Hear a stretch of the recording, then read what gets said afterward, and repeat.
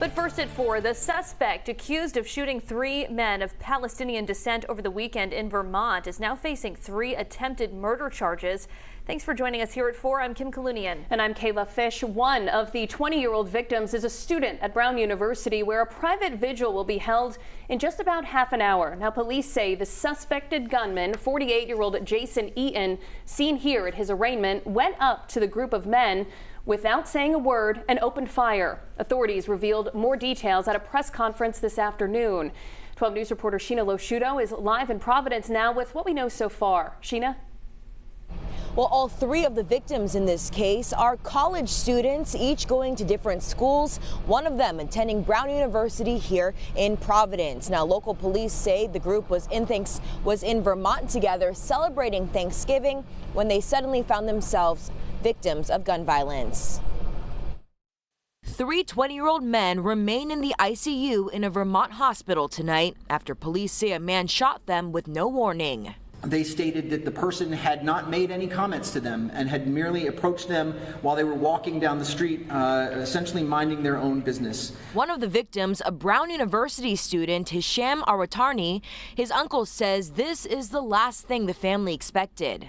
They have their lives in front of them. They are committed to building incredible lives. They each go to great schools. They were our house guests for Thanksgiving, as they have the past few Thanksgivings. They were speaking in a mixture of English and Arabic, which is their wont. 2 were wearing keffiyehs, and they had no knowledge of this individual, had not encountered him before. He stepped off a porch and produced a firearm and began discharging that firearm. Burlington police have arrested and charged the man who they believe is the shooter, 48-year-old Jason Eaton. The suspect pleaded not guilty to his 3 attempted murder charges this morning. Mr. Eaton, for the time being at least, you're being held without bail. Meanwhile, communities across the region are feeling the impacts of the shooting. A Brown University spokesperson says the school is sending personnel up to Vermont in hopes to support the family. Whether or not this is a hate crime by the law, it was a hateful act. It's one that we abhor, and anybody who steps out from a porch and attacks 3 random passerby for whatever reason is expressing a form of hate.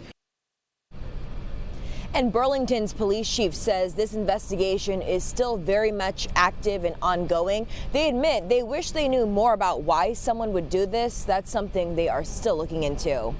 And Sheena, we know a vigil is set to begin on campus soon. What can you tell us about that?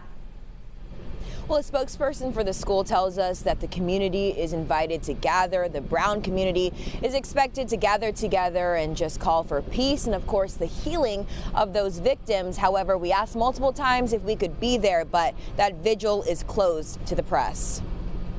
All right, our Sheena Losciuto live for us in Providence. Sheena, thank you.